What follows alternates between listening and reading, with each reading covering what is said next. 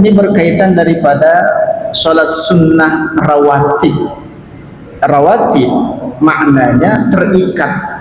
Rattaba yurattibu tartiban wa rawatiban, berarti dia terikat dengan sholat fardu. Apa sholat sunnah yang terikat dengan sholat fardu? Qabliyah, ba'diyah. Maka rawatib ini ada namanya muakkad, yang dikuatkan sunnahnya. Ada sunnah biasa saja, ada pahalanya berlipat ganda, ada pahalanya biasa saja. Kalau muakkad pahalanya lipat ganda. Kalau sholat sunnah saja tidak ada muakkadnya, berarti pahalanya biasa. Tapi kalaupun pahalanya biasa, ya tetap kita tunaikan.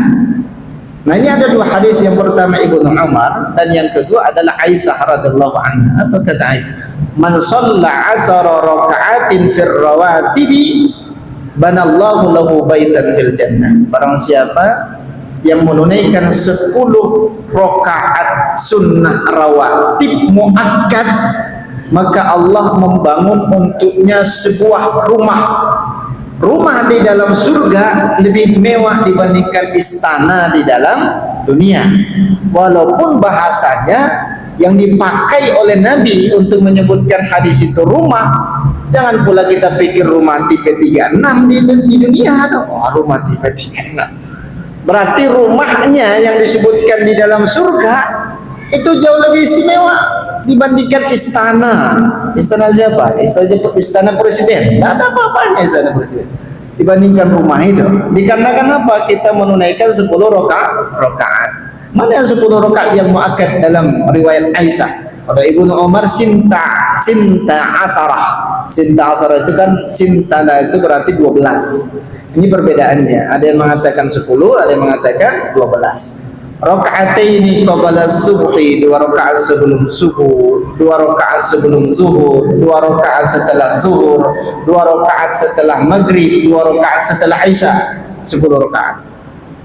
2 rakaat sebelum subuh, 2 rakaat sebelum zuhur, 2 rakaat setelah zuhur, 2 rakaat setelah maghrib, dan 2 rakaat setelah isya.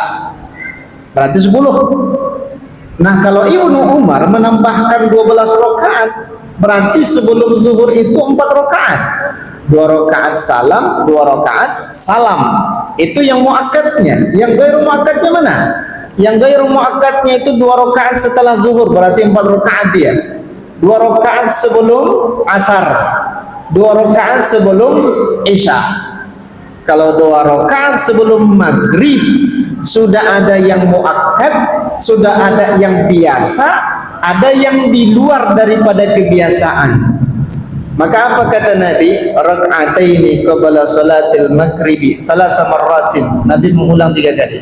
2 rakaat sebelum maghrib, 2 rakaat sebelum maghrib, 2 rakaat sebelum maghrib.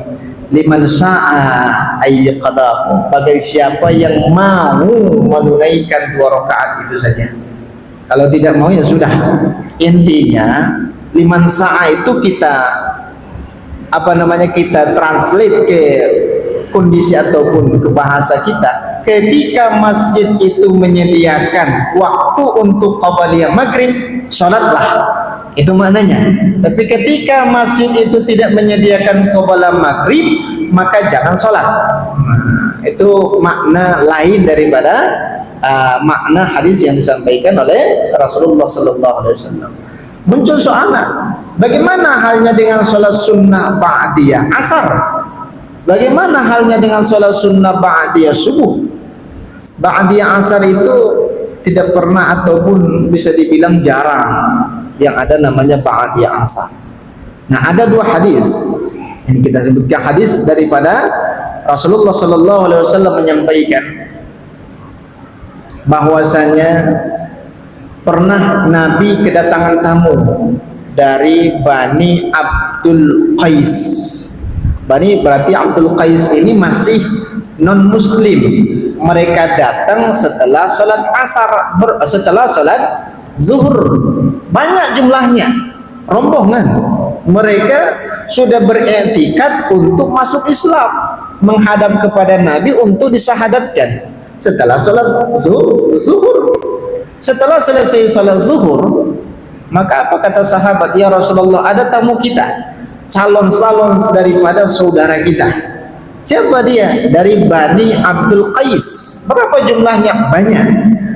Maka Nabi tangguhkan dulu daripada sholat sunnah ba'diyah zuhurnya, ditangguhkan oleh Nabi. Maka disahadatkan dulu orang banyak ini, disahadatkan satu persatu, disahadatkan satu persatu. Sudah selesai. Ternyata waktu asar sudah masuk. Sampai masuk waktu sholat asar, azan berkumandang, Nabi sholat sunnah qabli asar. Karena sholat qabli asar itu rawatib ghairu muakkad, walaupun tidak dikuatkan ditunaikan oleh Nabi. Setelah selesai sholat asar, Nabi kembali sholat sunnah ba'diyah asar. Ketika ditanya, ini dalam satu hadis yang pertama, ketika ditanya, ya Rasulullah, lima sallaita ba'da salatil asri, maka apa kata Nabi? Tadi aku tidak sempat sholat sunnah ba'diyah zuhur karena ada saudara kita yang masuk Islam, maka aku disibukkan dengan hal itu, mengislamkan mereka. Maka inilah kesempatanku untuk mengqadha ba'diyah zuhur itu, aku ganti setelah selesai sholat asar. Berarti Nabi mengqadhanya ba'diyah daripada asar itu, mengqadha daripada ba'diyah asar itu. Maka kalau ada orang yang sholat sunnah ba'diyah asar, kemungkinan itu qadha. Atau mungkin dia melaksanakan sholat sunnah lain, mungkin sholat sunnah hajat, sholat sunnah istikharah, sholat sunnah taubat, sholat sunnah wudu, dan juga sholat sunnah yang lain. Maka hakikatnya apakah ada ba'diyah asar itu? Bukan qadha dia, bukan sholat sunnah yang lain. Sholat sunnah ba'diyah asar itu apakah ada? Ini pernah diceritakan oleh Sayyidah Aisyah radhiyallahu anha, karena Sayyidah Aisyah ini urutan yang ke-5 kalau tidak salah dalam periwayatan paling banyak hadis di kalangan para sahabat. Karena hadis yang berkaitan daripada Aisyah ya kehidupan daripada Nabi. Nabi tidak pernah qabliyah itu di masjid. Jarang sekali ketika dalam kondisi musafir ya. Kalau dalam muqimin, bertempat tinggal, tidak pernah qabliyahnya itu di masjid. Selalu di rumah. Maka Aisyah radhiyallahu anha selalu melihat daripada Nabi. Ba'diyah juga seperti itu. Ketika selesai sholat asar, Nabi balik ke rumah. Beliau sholat sunnah ba'diyah asar 2 rakaat. Maka apa kata Aisyah? Aku tidak pernah mendapati Nabi yatruku, meninggalkan ba'diyatal asri qattun.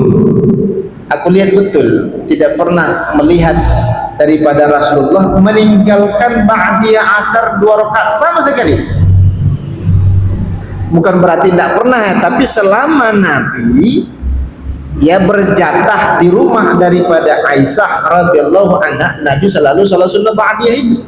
Bisa jadi ketika berada di istri yang lain tidak sholat ba'diyah asar, tapi selama berada di rumah daripada Aisyah, maka apa kata Aisyah? Aku tidak pernah melihat Nabi meninggalkan ba'diyah asar itu. Berarti Nabi selalu sholat sunnah ba'diyah asar. Maka di lain hal disampaikan juga oleh Rasulullah sallallahu alaihi wasallam, aku tidak pernah meninggalkan sholat sunnah ba'diyah asar, maka jangan kalian lakukan. Berarti kan ini taksis, dikhususkan kepada Rasulullah. Itu ada satu riwayat, itu aku lakukan itu, tapi kalian jangan lakukan itu. Aku pernah melakukan shaum wasal, puasa wasal, dan jangan kalian lakukan puasa wasal itu. Berarti kan ini apa namanya berkaitan dengan privasi ataupun kepribadian Nabi. Apa itu puasa wasal? Puasa wasal itu puasa yang menggabungkan 2 hari. Hari pertama dan kedua tanpa ada berbuka, tanpa ada sahur. Itu wasal. Kita tidak boleh. Kalau masuk waktu maghrib berbuka. Itu dikhususkan ya. Jangan pula kita berpandang, oh Nabi pernah melakukan demikian. Saya waktu di pondok dulu pernah dianjurkan seorang guru, tapi bukan guru ngaji ya. Ya mungkin guru ilmu-ilmu apa kata dia? Kamu harus sanggup berpuasa 3 hari 3 malam, tidak makan, tidak minum, untuk memperoleh ilmu itu. Ternyata ilmu setan ternyata. Itu ilmu setan itu kalau ada syaratnya seperti itu. Ternyata wasal itu tidak boleh. kepada para sahabat, dilakukan oleh sahabat. Nah, kenapa Nabi sandingkan larangan ba'diyah asar dengan larangan puasa wasal? Berarti statusnya sama, takhsis, dikhususkan kepada Rasulullah sallallahu alaihi wasallam. Maka apabila mungkin ada yang melakukan itu, lebih baik tunaikan sholat sunnah yang lain walaupun dalam waktu ba'diyah asar.